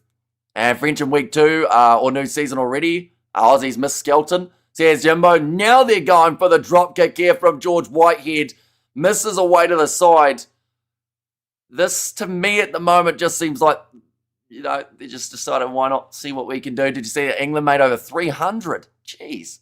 I did not, but that is certainly a total and a half. Was that now that it's happening, Xander? For that match. Now Cheetahs looking to run it back out. Oh, that's called as forward. I don't know if that was. If that's forward, then Australia versus Argentina's last try was forward by an absolute mile. That looked all right to me in live time. We're going to see the replay now. That's forward. I'm a bit blind to wait. Hang on, from that angle, looked forward. But then from afterwards, when they showed the replay of where they were, that didn't look too bad. It might have just been the angle there.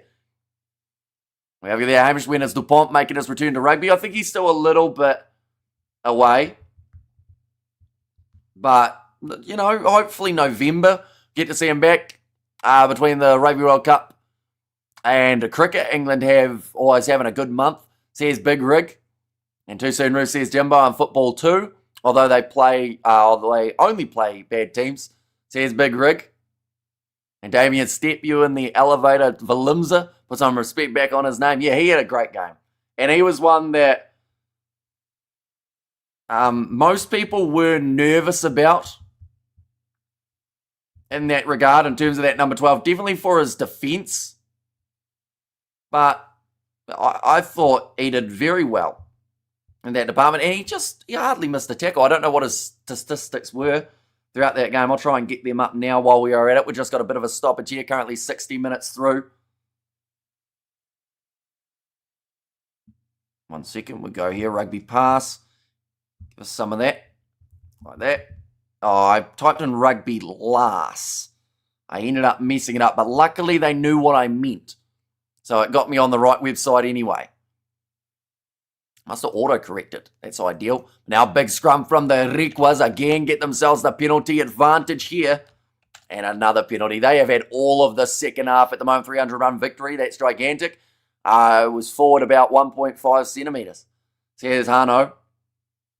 Rugby pass. We'll scroll back a little bit full time. What's for Lims's main stats looking at for this game? Players. Hang on, I'm on the wrong game. 46, that's the women's game. 1 second. We will get there in the end. We'll go here. Stats.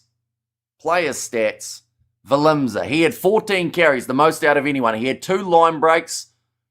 What else? He had a turnover 1 for himself. I think he made quite a few tackles in the game. 2 tackles. He made 4. Okay, maybe didn't make as many as I thought.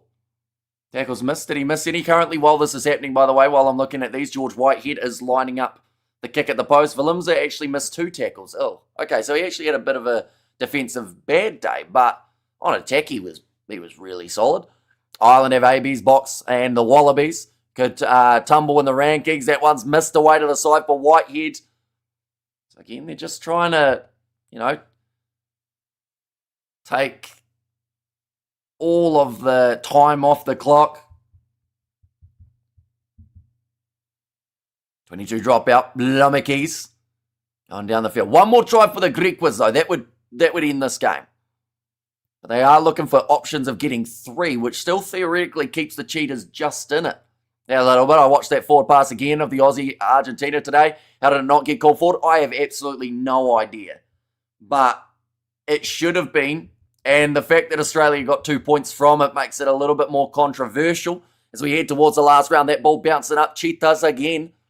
And a big driving tackle from the Griquas. I think the game has ended. It seems like the Griquas are their own worst enemy. The Cheetahs, their own worst enemy here. That one's going to be kicked out on the full by the Cheetahs. So the Griquas back towards the halfway line. The Pumas Wallabies last try was just a ref feeling bad for them. Maybe. Yeah, it just seemed weird. Didn't it? Flying cars were less forward than that pass, says Big Rig. And Cheetahs can't get a grip. And as a Springbok, I'm disappointed and mad that we aren't playing in Buenos Aires. Yeah, see it. But then the thing is, for the Springboks, I think that's a massive bonus. Because the chance of going 2-2 without playing Argentina in Argentina, I believe, is a lot higher. And flying cars were less forward. I know I read that one, and Fabian should have started. Vai at 6, Parker at 8, and Satiti on the bench. 11, 13, 15, and 9 with the problem. To what the tactics South Africa came up with. Big review needed in this game. Says the AI underdog. And yeah, I think that they'll really have to regroup heading into that next round of the competition. 17 minutes remaining in this one. Of course, that next round is not taking place next week. We've got a bye week, and then the week after that, we are straight back into the action. But I assume Rasi will announce some sort of squad for the games up against Argentina, maybe over the next 2 days or so. That was the Pumas' choice, though, wasn't it? Says Big Rig. It's the Pumas. Apparently, I don't actually know the reasoning behind it. I would assume it's money-based, to be honest, for the Argentinian rugby, because I can tell you right now, the players would have much preferred playing in Buenos Aires after winning up against the Argentines, up against South Africa last year in Argentina. Little chipper behind from George Whitehead. It's going to be knocked back. Back across Clayton Blomikis. He started this game with a hiss and a roar. Then from there, just hasn't really found that next gear again. Time 57. Sorry, I've got to move my mouse. It is currently 64 in this one. So the clock is flying by. And at the moment, the score has not moved at all for the Cheetahs. Now, that looked like it might have been forward. Yes, it was. So they'll go back again. Another mistake from the Cheetahs in the Rugby Championship. The TMO made a crucial mistake that involved bonus points. Can the log points retrospectively be adjusted? Probably not. They'll say, nah, that was the wrong call, but they won't do anything about the overall standings, I wouldn't think. I need the Cheetahs to get 1 try, says Hano. Percy making his way on for Abrahams.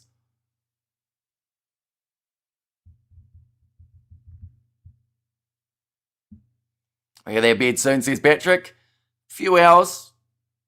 I'd say maybe about... What's the time now? It's currently 6:45. I'd say I'll be in bed by 11. Maybe 12. Somewhere around there. So we haven't got too much longer of being awake. Now we'll make his way on to the field here. Creer makes his way on for the Cheetahs, or in fact that is for Yandre Nell. It feels like they could play the Wallaroos in Iceland next week. It would still be 50-50 whether they win. Says Big Rig. And the Pumas are dangerous even out of Argentina. And you got that new laser keyboard. Says Robert. Laser keyboard. I've still got my same one that had like the lights on it, which is quite fun. As there's a button that turns them on and off. We had a fake keyboard sponsorship opportunity a while ago. It was actually a scammer. that was like, hey, we'll send you a keyboard and whatnot. You just got to sign a contract. And I was like, And then I looked and I asked the actual company and they were like, we don't know who that is. So do not sign that. Taking that hurling final defeat personally, Patrick. I think Argentina get the full ticket revenue. If I'm correct, and that's double or triple what they usually get. Yeah, so financially it makes perfect sense for them to do it at Twickenham. It's just, maybe they didn't expect to be this close in the Rugby Championship at this point in time. An easy 7:45 in Ireland. Says Patrick. Okay, you're typing. Says Robert in there. Oh yeah, you would have heard it each time that I do my updating of the score, wouldn't you? I'll try and make it loud. There you go. It's a little bit of ASMR. We've got there, Patrick. It's getting late here. Cape Town been a long day, says Roof. That one's going to be overthrown. The Cheetahs now again with another chance. If they score a converted try, they are still down by 10 points. So they theoretically do need their masterpiece of what was a second half up against the Bulls. In fact, it was the last quarter of the game. It was the whole massive game changer for them. Now Currie goes across to Blommakis. Oh, facing backwards there for the Cheetahs. It's just been almost... Oh, that was a weird tackle. They kind of flattened the man out and dropped him. A very long day. Message Hamish. Or Hamish message at 4 a.m. Says Jimbo. And that's a penalty now for the Cheetahs. It sounds like we are all glad that Argentina is doing so well in the Rugby Championship. I think everyone's happy that it's such a close Rugby Championship. You know?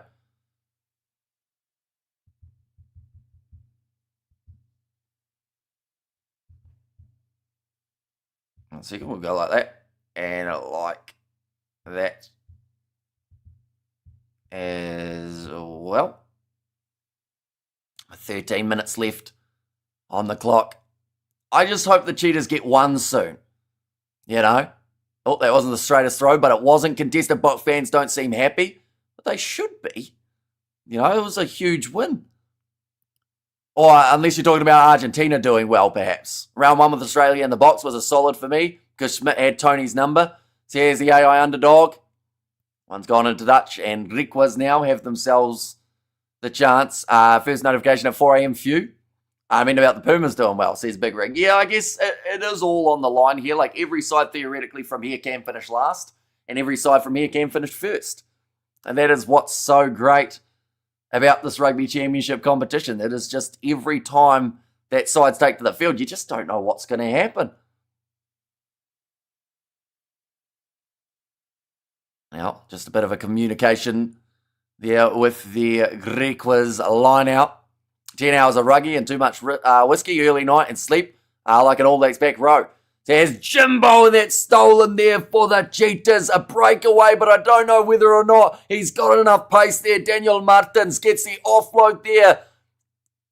And now Currie with the skip pass. Man, there looks like a lot of GRIQUAS players on the field. It looked like more than just the 15, but the turnover and the breakdown on for the GRIQUAS, and they get it again. They deserve this win because every time that they have gotten close to Cheetahs, they just lose out in that final breakdown. And then that steal comes and the damage happens in the breakdown. 10 hours of rugby is a good day for me, says Big Rig. You see, my brain's feeling like I've watched about 20 hours of rugby. Big Hit says, I know, absolutely huge from the GRIQUAS. And just that defence in general, I feel like there's more the Cheetahs doing badly than the GRIQUAS doing well, although they have defended well inside of their 22. You know, that's the third time now that they've had a turnover just out from their goal line. They'll do it again if they can, but it was an interception pass thrown by George Whitehead. But already there were 3 men back for the GRIQUAS, so the scramble was on there. Can you check how many turnovers the GRIQUAS have got? Says Hano, unfortunately, I don't think it's got it on my stats, but I know they've got at least 3. Jimbo just gave me the thought, forget vodka Red Bull. Let's have Middleton Rare Whiskey instead. And add Satiti being on the bench instead of Karifi. Artie would have got some good rest. Says the AI. And 10 hours of rugby, 4 or 5 gin and tonics. Plus a good braai. It's a good day for me, says Darren. And since when was the GRIQUAS such a competitive team? Only this year, although they've been up there the last couple years. You know, thereabouts.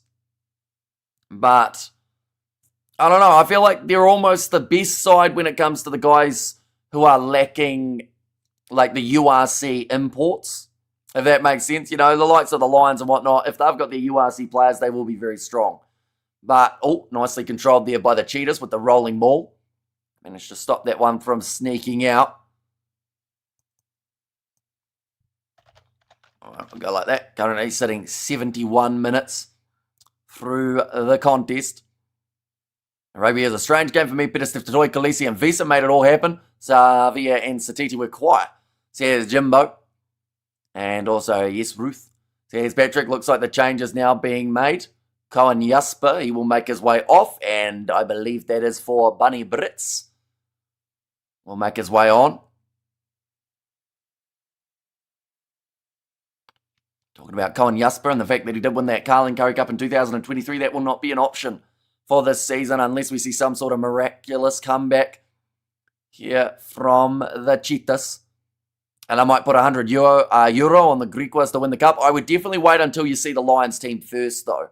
Because if the Lions don't have their URC guys, it could be a lot closer.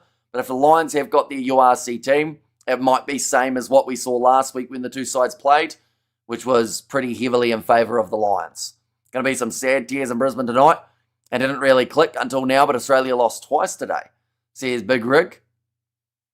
That is true. Not quite the best day for Aussie rugby. But, yeah, Australia in that quarter-final up against Canada, we're always going to be very, very up against it. Now, ball's gone in. Cheetahs with Currie. On left-hand side again now for the Cheetahs. Passing behind, collecting Lomakis as they start to lose more meters here for this Griquas team. Now Martins. About maybe 40 meters out from their own line. Everyone gets one though, right? Says Big Rig now. Quick tap taking Currie. Oh, bit of wrestling going on between two Griquas players. And it's another mistake from the Cheetahs. Unfortunately for them, their number 20. I believe it was, or it was in fact the number 23. He's only just made his way onto the field, Bunny Brits, and he's already trying to start fights with Griquas players. Dylan Mart. If that ball had stayed in the field of play, could have got himself over the try line yet again there. 22-5. Just been Griquas all day here. Cheetahs, they've had some chances. They needed to make more of that early Griquas line out. It wasn't quite working out. Italy beat Australia one time too. 2022, I think. So here's Big Rig. But now, one moment. We'll go like that. Hopefully scoreboard. Do it. Yeah, there we go. Taken by Sekaketi. This team doesn't want to give up as of yet. They may have to soon. A wife up to something just gave me whiskey and vodka, Red Bull and a beer. That means she's looking for more cash. Says Patrick. Well, at least you know the signs.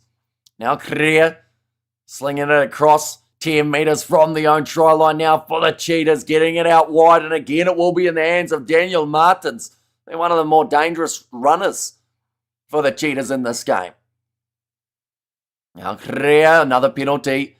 Going to be for side entry. They decide to take it quickly here. The Cheetahs, they know they need 3 tries in 7 minutes. Now it is possible. We did see it from the Black Ferns in the game earlier on, up against their Springboks women's side. To halfway and never onside the call, going against the Griquas. Now step there, nice inside ball. They have got the space. They just need to link up. It looks like he's going to pin the ears back and try and go himself there, but drag down Kotsia. Now pick and go from Prince Valendaba. Oh, in fact, no, sorry, that was Prince Nkabinde there. And again, brilliant scramble from the Griquas. They are not giving up. And now counter ruck from the Cheetahs. And the penalty goes the way of the Griquas. Well, that's the rant. 2 weeks to figure it out. Because the only thing that matters is that 80. Where we head from here is up to Razor, says the AI underdog. I'm glad I'm not a Cheetahs fan, says Hano. This would be an extremely frustrating game to watch if you were a supporter of the Cheetahs, because there's been so many times that they look like they're right on the verge of getting back into the game just to then miss out again. And Griquas are feasting on a dying Cheetah tonight, says Big Rig. So it does look like a rematch of last week's game is booked in for the final. The Lions up against the Griquas. That game last time that they played, as you can see there, 37 points to 7 in favour of the Lions team. The Lions also going to be at home for that matchup. The stadium behind me where these two sides will be playing, I just gave her €259 so I can go out and watch Manchester Derby tomorrow. Says Patrick. And Griquas are looking for an opening again, says Ruth. Don't think the Cheetahs ever look like they get him back into the game. They look behind the wheel from like 10 minutes in, says Big Rig. And yeah, it's just been the fact that the Griquas have shut down everything that the Cheetahs have thrown at them when they head into that 22. That's also been the big game changer. We have got there, Hamish, have you shown the log yet? For the Rugby Championship or for the Currie Cup? No, off to the left-hand side again, bumping off the defenders there for the Griquas. It was a big yawn. And now ball is stolen again by the Cheetahs. I don't know if I'm going to make it to lunchtime here in New Zealand. I think I'm going to be crashing before that. Going on the outside now for Bunny Brits. He's wrestled into touch with every Penny Patrick. Says Jimbo. See there, Brits just likes to start fights by the looks of it. He was trying to grab one of the Griquas players' legs in that scenario as well. Go like that.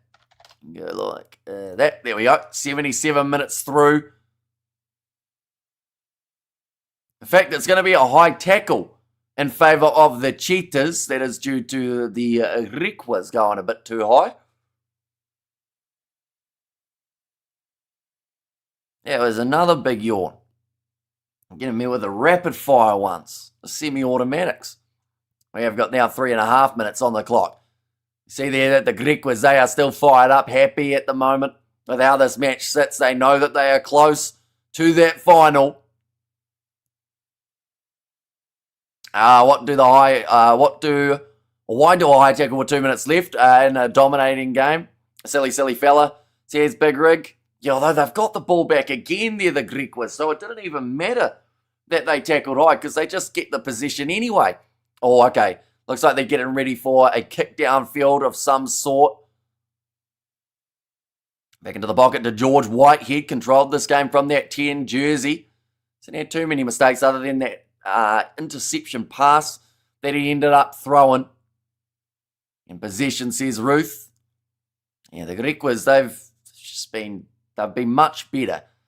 The Cheetahs have almost in a way played like, as a comparison, they've played like the ABs did. In that regard, how they just haven't quite gotten it going. Card for the high tackle, no card whatsoever. And that is the way that they will want it to stay till the end of this matchup. Nicely taken there for the Cheetahs. Off to the right-hand side. Now collecting Blumickies going across. Big fend in the midfield from Kutsia. I hope Whitehead didn't have once in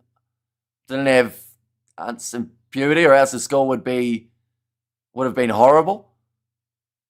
Says Big Rio. I'm not sure what that word's supposed to be. We have got there, especially when it was less than what cash I won today. Says Patrick. And also Whitehead. With Koppen in Afrikaans. Says Roof. Another Cheetahs penalty. Oh, in fact, no, sorry, another Cheetahs scrum. So it's not through a lack of opportunities that the Cheetahs are down on the scoreboard. It's just through a lack of clinicalness. 10 points in the second half for the Griquas. It's just been ticking over slowly in this game. It was meant to be acne. Okay, I get you. I was confused. Now just 1 minute left on the clock now. Looking through at this Griquas backline. How will they match up with someone like a Kuan Horn if he is playing? Whether or not the URC players will still be in that Carling Currie Cup team, we are soon to know. And then also, I want to know when this game has actually taken place. Hopefully it doesn't overlap with either of the Women's World Cup semi-finals. Huge scrum there from the Griquas. And that one has fully fired them up.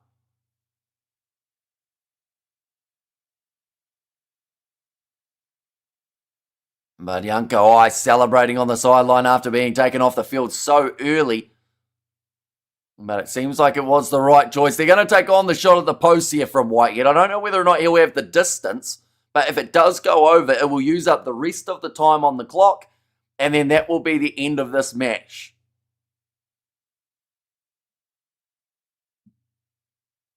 Yeah, they've called it as the right shot.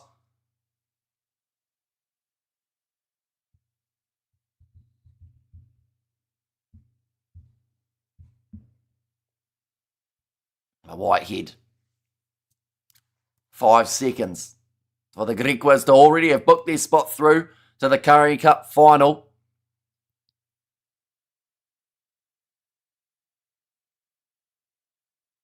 Now,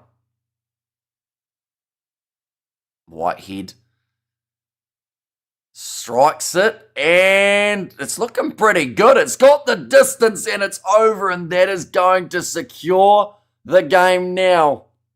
For the Griquas, of course, it was already secure, but they will win it. And full time is upon us. They are going through to rematch a side that beat them last week.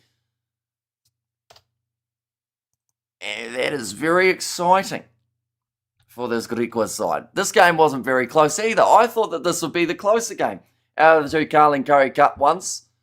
But just sadly, just not quite the case. In that regard, more tasty points, says Big Rig. Cheetahs bottom of the log, says Xander. They are out of this Carling Currie Cup competition. They will not get to continue. And same with Borland. So it will be the Lions versus the Griquas final there. But nonetheless, I do thank you all very much for tuning in. If you did enjoy, of course, be sure to leave a like and subscribe. We're going to be back tomorrow with 5 or 4 more live streams, depending on what we're doing. But yeah, be sure to check those out on the channel as well. But thank you all very much for being here. And I will see you all for the next one.